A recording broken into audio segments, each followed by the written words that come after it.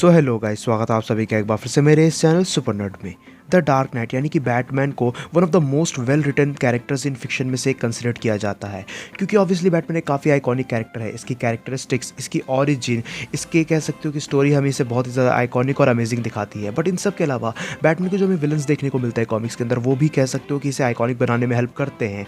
अब characters like Joker, Catwoman, Penguin, Riddler, ये कुछ कह सकते हो कि काफ़ी ज़्यादा आइकॉनिक और पॉपुलर नाम निकल के आते हैं जो बैटमैन के विलन्स हैं, और तुम में से सभी लोग इसके बारे में, इन सभी के बारे में जानते होंगे। लेकिन कॉमिक्स में हमें कुछ और भी आइकॉनिक बैटमैन के विलन्स देखने को मिले हैं जो काफ़ी ज़्यादा अंडररेटेड निकल के आते हैं। और आज की इस वीडियो में मैं 10 ऐसे ही अंडररेटेड बैटमैन विलन्स के बारे में बात करने वाला हूं। अब अंडररेटेड विलन्स की अगर बात हो रही है और बैटमैन के विलन्स की बात हो रही है तो काफ़ी सारे कैरेक्टर्स को इंक्लूड किया जा सकता था, लेकिन क्योंकि यहाँ मैं बस 10 कैरेक्टर्स की बात करूंगा तो मेरे नज़र में 10 जो सबसे बेस्ट अंडररेटेड विलन्स हैं उन्हें मैंने इस लिस्ट के लिए इंक्लूड किया है। सो अब without wasting any more time चलिए शुरू कर लेते हैं आज की इस अमेजिंग वीडियो को। Number 10, Victor Zsasz. अब विक्टर ज़ैज़ बैटमैन के one of the most craziest villains में से एक कंसिडर किया जाता है। विक्टर एक काफ़ी वेल्दी फैमिली से बिलोंग करता था, लेकिन जब ये 25 साल का रहता है तो इसके पेरेंट्स की डेथ हो जाती है, जिसके बाद ये डिप्रेशन में चला जाता है और लेटर ऑन ये कह सकते हो कि अपनी सारी वेल्थ को जो है गैम्बलिंग और इसी तरह के कॉम्पिटिशन्स में खो देता है। जिसके बाद कह सकते हो कि ये कह सकते हो पूरे तरीके से अपने लाइफ का मोटिव खो चुका होता है एंड इवेंचुअली ये डिसाइड करता है कि ये खुद को मार देगा। लेकिन जब ये सुसाइड करने की कोशिश करता है तब एक होमलेस मैन जो है इसे रॉब करने की कोशिश करता है, जिसके कह सकते हो कि इंस्टिंक्ट को देखते हुए जैस खुद को बचाते बचाते उस होमलेस मैन की जान ले लेता है। और इसी तरीके से कह सकते हो कि जो इस कैरेक्टर के साइकोलॉजिकल एस्पेक्ट्स होते हैं वो बाहर निकल के आते हैं और ये पूरी तरीके से एक साइकोपैथ में कन्वर्ट हो जाता है, जहाँ ये डिसाइड करता है कि जितने भी पॉइंटलेस एग्जिस्टेंस है उन सभी को ये ख़त्म कर देगा, यानी कि जो कमज़ोर हैं वो उन्हें जीने का कोई हक नहीं है। और इसी तरीके से विक्टर ज़ैज़ एक साइकोपैथ के अंदर कन्वर्ट होते हुए हमें नज़र आता है, और जितने लोगों को वो मारता है उन्हीं लोगों के कह सकते हो कि नंबरिंग के हिसाब से वो अपने बॉडी पे स्कार्स बनाता जाता है। और इसी वजह से ये कह सकते हो कि बैटमैन का एक काफ़ी डेडली और काफ़ी क्रेजी विलन के तौर पर हमें देखने को मिला है कॉमिक्स के अंदर, एंड ये टिके काफ़ी ज़्यादा अंडररेटेड कैरेक्टर है। Number 9, Mortimer Cadaver. अब कैडावर एक मर्डरस बिजनेसमैन रहता है who used to destroy his own authority in order to keep his share. अब अगर देखा जाए तो कैडावर की अपीयरेंस कॉमिक्स में ज़्यादातर समय तक तो नहीं हुई, एक समय के बाद कॉमिक्स से कह सकते हो कि इस कैरेक्टर को बिल्कुल गायब भी कर दिया गया और इसी वजह से ये काफ़ी ज़्यादा अंडररेटेड भी है। बट इसने काफ़ी सारे प्लेंटी ऑफ मर्डर्स जो है कॉमिक्स में परफॉर्म किए हैं, और इसकी स्ट्रैटेजी, इसकी बिजनेस स्ट्रैटेजी से कह सकते हो कि तुम इसके इंटेलेक्ट का अंदाज़ा लगा सकते हो। इवन कह सकते हो कि कैडावर के कैरेक्टर ने काफ़ी सारे डिफरेंट विलन्स की भी हेल्प की है, यानी कि एक बार इसने पेंगुइन की भी हेल्प की थी to fake his own death. इन सब के अलावा काफ़ी ज़्यादा बढ़िया किस्म का जीनियस क्रिमिनल होने के बावजूद भी इसकी कॉमिक्स से अचानक से अपीयरेंस गायब कर दी गई, और कह सकते हो कि आपके टाइम पे तो ये तुम्हें कॉमिक्स में नज़र आएगा भी नहीं। लेकिन कैडावर जब तक हमें कॉमिक्स में देखने को मिला, कह सकते हो कि इसकी इंटेलेक्चुअल तरीके की चीज़ें, इसके इंटेलेक्चुअल किस्म की स्ट्रैटेजीज से जो है कह सकते हो कि बैटमैन को काफ़ी ज़्यादा परेशानी हुई थी, और इसी वजह से ये बैटमैन के काफ़ी अंडररेटेड येट ऑसम विलन्स में से एक निकल के आता है। Number 8, flamingo. अब एडवर्ड फ्लेमिंगो कह सकते हो कि one of the most feared Assassin's में से एक है जो कह सकते हो कि डीसी यूनिवर्स में एग्जिस्ट करते हैं, एंड येट एक काफ़ी अंडररेटेड कैरेक्टर है ये। एडवर्ड फ्लेमिंगो ऑलरेडी एक काफ़ी बड़ा कह सकते हो कि किलर था, एक काफ़ी बड़ा क्रिमिनल था जो इसने खुद की वाइफ और बच्चों की जान ले ली थी। बट जब मॉब्स इसके ऊपर जो है कह सकते हो कि ब्रेन सर्जरी करते हैं तो उसके बाद फ्लेमिंगो का जो केस है वो और भी ज़्यादा वर्स्ट हो जाता है, और ये कह सकते हो कि हमें एक बहुत ही ज़्यादा डेडली एंटोगनिस्ट के तौर पे देखने को मिलता है, जिसे बैटमैन ने काफ़ी मुश्किल तरीके से फेस किया था। फ्लेमिंगो का कैरेक्टर बहुत ही ज़्यादा वियर्ड और कह सकते हो कि बहुत ही ज़्यादा क्रेजी था, जहाँ इसके पास ये टेंडेंसी थी कि ये जो अपने विक्टिम के फेस को ही खा जाता था, यानी कि ये अपने विक्टिम को मारता था और उसके बाद उसके फेस को ईट कर लेता था, जो इसे कह सकते हो कि काफ़ी ज़्यादा क्रेजी विलन बना देता है। इन सब के अलावा फ्लेमिंगो की कॉमिक्स पे काफ़ी बार अपीयरेंस हो चुकी है, बट येट ये कह सकते हो कि बैटमैन के सबसे अंडररेटेड विलन्स में से एक है। लेकिन इस बात में कोई भी शक नहीं है कि जिस तरीके की स्टोरी लाइन ये फॉलो अप करता है और जिस तरीके की क्रेजीनेस इसने जो स्टोरी लाइन्स के अंदर दिखाई है, डिफरेंट स्टोरी लाइन्स के अंदर, ये से बहुत ही ज़्यादा ऑसम दिखाती हैं। Number 7, man bat. अब मैन बैट यानी कि रॉबर्ट लैंगस्ट्रॉम एक्चुअल में एक साइंटिस्ट रहता है जो खुद के म्यूटेशन के लिए एक सीरम क्रिएट करता है जो इवेंचुअली इसे एक ह्यूमनाइड बैट में कन्वर्ट कर देता है। और कह सकते हो कि मैन बैट और बैटमैन की जो राइवलरी रही है कॉमिक्स के अंदर वो बहुत ही ज़्यादा अंडररेटेडली ऑसम रही है। मैन बैट एक टोटली मॉन्स्टरस कैरेक्टर है जिसके कह सकते हो कि कैरेक्टरिस्टिक्स को देख के तुम इसे काफ़ी ज़्यादा पसंद करोगे, और ये कह सकते हो कि एक प्योर इविल कैरेक्टर है। इन सब के अलावा कॉन्स्टेंटली सीरम के एक्सपोजर में आने के वजह से मैन बैट का कैरेक्टरिस्टिक कह सकते हो कि आगे चल के और चेंज हो जाता है, और जो रॉबर्ट लैंगस्टन का कैरेक्टर रहता है वो फिर अपने विल के ऊपर ही जो है कह सकते हो खुद को मैन बैट में दोबारा कन्वर्ट कर सकता है, ट्रांसफॉर्म हो सकता है। तो इन सब के अलावा अगर देखा जाए तो मैन बैट का कैरेक्टर एक्सट्रीमली स्ट्रॉन्ग है, और कह सकते हो कि बहुत ज़्यादा इनक्रेडिबल किस्म की एबिलिटीज़ भी परफॉर्म कर सकता है।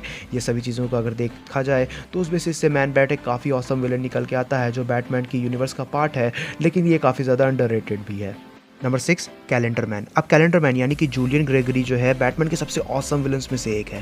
बेसिकली कैलेंडर मैन जो है जितने भी क्राइम्स कमिट करता है वो कोई सिग्निफिकेंट डेट या हॉलीडे पे ही वो करता है, जिसकी वजह से कह सकते हो कि इसके क्राइम रिडिकुलसली कह सकते हो कि जनरल तो नहीं होते, लेकिन इसका नेचर बहुत ही ज़्यादा खतरनाक होता है।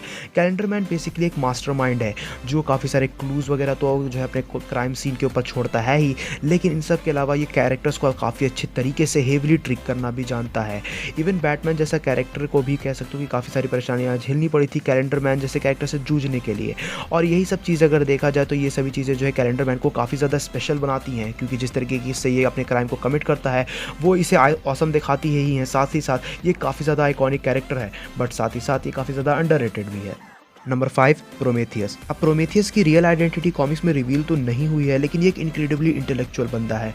यानी कि प्रोमेथियस का जो कह सकते हो कि मेजर वेपन है वो उसका दिमाग है, उसकी इंटेलिजेंस है। प्रोमेथियस जो है बैटमैन का एक परफेक्ट मैच या कोई एक परफेक्ट राइवल निकल के आता है। इसका पोटेंशियल का अंदाज़ा तुम इसी चीज़ से लगा सकते हो कि एक पॉइंट पे आके इसने जस्टिस लीग को भी अपनी इंटेलिजेंस के साथ कह सकते हो कि आउटस्मार्ट करते हुए डिफीट किया था। अगर देखा जाए तो प्रोमेथियस ने जो है अपनी इंटेलिजेंस की वजह से काफ़ी सारी चीज़ों के ऊपर एक्सेस कर रखा है। इसके पास एक बॉडी आर्मर, एक कंप्यूटराइज हेलमेट और एक कॉस्मिक की है जो इसे टेलीपोर्ट होने में जो है हेल्प करती है। इन सब के अलावा प्रोमेथियस जो है बैटमैन के लिए काफ़ी बड़ी परेशानी बन के सामने आया था कॉमिक्स में, और जितनी बार भी हमें ये कॉमिक्स में अपीयर होते हुए देखने को मिला है, ये कह सकते हो कि काफ़ी ज़्यादा हेवी किस्म के कैरेक्टर के तरीके से सामने निकल के आता है। बट स्टिल ये बैटमैन के काफ़ी सारे विलन्स के कंपैरिजन में अंडररेटेड है, लेकिन काफ़ी ज़्यादा आइकॉनिक कैरेक्टर है। Number 4 hush. अब हश की ओरिजिन काफ़ी कॉम्प्लिकेटेड और काफ़ी लंबी चौड़ी है, तो मैं यहाँ डिटेल में नहीं जाऊँगा। अगर तुम डिटेल में जानना चाहते हो तो तुम बैटमैन हश कॉमिक पढ़ सकते हो। देखा जाए तो बेसिकली हश यानी कि थॉमस एलियट एक्चुअल में ब्रूस वेन का चाइल्डहुड फ्रेंड रहता है, लेकिन यहाँ पे चीज़ ये निकल के आती है कि थॉमस एलियट के जो पेरेंट्स रहते हैं वो इससे रिलेटेड काफ़ी ज़्यादा अब्यूजिव रहते हैं। यानी कि स्पेशली जो इसका फादर रहता है उसे काफ़ी ज़्यादा अब्यूज़ करता था, काफ़ी ज़्यादा कह सकते हो कि गलत तरीके से ट्रीट करता था, और इवन इसकी मदर भी इसकी उतनी ज़्यादा कुछ हेल्प नहीं करती थी। और इवेंचुअली यही चीज़ जो है थॉमस एलियट को इसके पेरेंट्स के खिलाफ करती है, जहां इवेंचुअली ये अपने फादर को कह सकते हो कि मरवा देता है एक एक्सीडेंट के दौरान, और आगे चल के इसकी माँ भी कैंसर की वजह से मर जाती है। बट ओवरऑल अगर देखा जाए तो थॉमस एलियट की ज़िंदगी पूरी तरीके से बर्बाद हो चुकी थी, और ये वो बिलीव करता था कि ये सभी बैड फॉर्चून की वजह से हुआ है, और इन्हीं सब को लेके वो ब्रूस वेन को यानी कि बैटमैन को ब्लेम करता था, क्योंकि उसके पास गुड फॉर्चून था और इसी वजह से उसकी लाइफ बर्बाद हुई। इन सब के अलावा सबसे बढ़िया चीज़ या कह सकते हो कि सबसे इंटरेस्टिंग चीज़ ये निकल के आती है कि हश को ये पता रहता है कि ब्रूस वेन यानी कि बैटमैन ही ब्रूस वेन है, बैटमैन की रियल आइडेंटिटी से पता रहता है। और ओवरऑल हश को कॉमिक्स के अंदर हम लोग कह सकते हैं कि एक एंटी बैटमैन कैरेक्टर के तौर पे दिखाया गया है। ये काफ़ी ज़्यादा इंटेलेक्चुअल है, काफ़ी ज़्यादा खतरनाक किस्म का कैरेक्टर है, और काफ़ी ज़्यादा अमेजिंग निकल के आता है, बट स्टिल एक काफ़ी अंडररेटेड कैरेक्टर भी है। Number 3 professor pig. अब प्रोफेसर पिग बैटमैन के one of the most underrated yet सबसे डिस्टर्बिंग विलन्स में से एक कंसिडर किया जाता है। प्रोफेसर पिग को बेसिकली कह सकते हो कि ह्यूमंस को परफेक्ट बनाने से ऑब्सेशन था, और इसी वजह से ये काफ़ी सारी क्रेजी चीज़ें के ऊपर करने पे उतर आया। यानी कि इसने ये करना डिसाइड कर दिया कि ये ह्यूमंस को परफेक्टली रीबिल्ड करेगा, या कह सकते हो कि दोबारा से रिक्रिएट करेगा, ताकि वो उन्हें परफेक्ट बना सके, और इवेंचुअली वो उन्हें डोलोट्रॉन्स में ट्रांसफॉर्म करने लगा। यानी कि ये ह्यूमंस को कैप्चर करता है और उनके ब्रेन के ऊपर सर्जरी करके उनके कह सकते हो कि अपने विक्टिम्स के फेस को कन्वर्ट कर देता है डॉल फेसेस के साथ, और इसी तरीके से ये डिफरेंट किस्म के ऑपरेशंस परफॉर्म करते हुए डोलोट्रॉन्स क्रिएट करता है। तो ओवरऑल अगर देखा जाए तो प्रोफेसर पिग जो है बैटमैन के one of the most craziest villains में से एक सामने निकल के आता है, जिसने स्टार्टिंग के टाइम पे बैटमैन को काफ़ी ज़्यादा बुरे तरीके से इलस्ट्रेट किया था, और इसी वजह से ये काफ़ी ज़्यादा अंडररेटेड भी है, बट ये एक काफ़ी ज़्यादा ऑसम कैरेक्टर भी है। नंबर 2 ह्यूगो स्ट्रेंज। अब ह्यूगो स्ट्रेंज कह सकते हो कि एक ईविल साइकोलॉजिस्ट केमिकल जीनियस है, जिसे एक्चुअल में बैटमैन की रियल आइडेंटिटी पता रहती है, और यही चीज़ इसे बहुत ज़्यादा डेंजरस भी बना देती है। ह्यूगो से रिलेटेड कह सकते हो कि हमें काफ़ी सारी इंटरेस्टिंग चीज़ें कॉमिक्स में टाइम टू टाइम देखने को मिलती रही हैं। अब इसकी जो बैटमैन से रिलेटेड हेट है वो काफ़ी ज़्यादा ऑब्सेशन से मिलती जुलती है। So he has a series of plots based around genetics and mind control, ताकि ये बैटमैन को डिफीट कर सके और उसकी जगह ले सके, क्योंकि बैटमैन का जो नो किलिंग रूल है उससे जो है ह्यूगो काफ़ी ज़्यादा कह सकते हो कि ऑब्सेशन पा लेता है। लेकिन एट द सेम टाइम ये बैटमैन के काफ़ी ईविल एंटागोनिस्ट के तौर पे भी हमें देखने को मिला है, और ये एक साइकोलॉजिस्ट भी है। तो उस बेसिस से अगर देखा जाए तो इसका कैरेक्टर काफ़ी ज़्यादा अंडररेटेड है, बट येट एक काफ़ी ज़्यादा ऑसम विलन निकल के आता है। Number 1, mister Bloom. अब मिस्टर ब्लूम को कॉमिक्स में इंट्रोड्यूस हुए ज़्यादा टाइम नहीं हुआ है। ब्लूम बैटमैन के one of the most creepiest villains में से एक है। अब इसके पास्ट और ऑरिजिन के बारे में हमें ज़्यादा तो जो है कॉमिक्स में नहीं बताया गया है, बट ये काफ़ी ज़्यादा मिस्टीरियस कैरेक्टर है।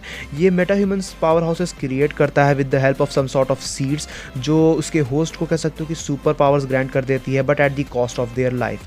अब अगर देखा जाए तो ब्लूम एक काफ़ी ज़्यादा क्रीपी कैरेक्टर है, जैसा कि मैंने तुम लोग को बताया। ये अपने बॉडी स्ट्रक्चर को मैनिपुलेट कर सकता है, अपने क्लॉज के साइज़ को इंक्रीज़ कर सकता है, और एक बहुत ही ज़्यादा कह सकते हो कि मेंटली डिसेबल टाइप का कैरेक्टर है। लेकिन यही सभी चीज़ें इसे काफ़ी ज़्यादा ऑसम भी बना देती है।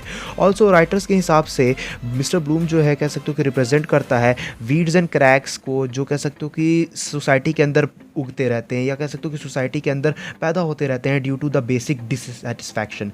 और यही सब चीज़ को अगर देखते हुए देखा जाए तो मिस्टर ब्लूम का जो कैरेक्टर है वो अंडररेटेड तो है, लेकिन काफ़ी ज़्यादा ज़बरदस्त है।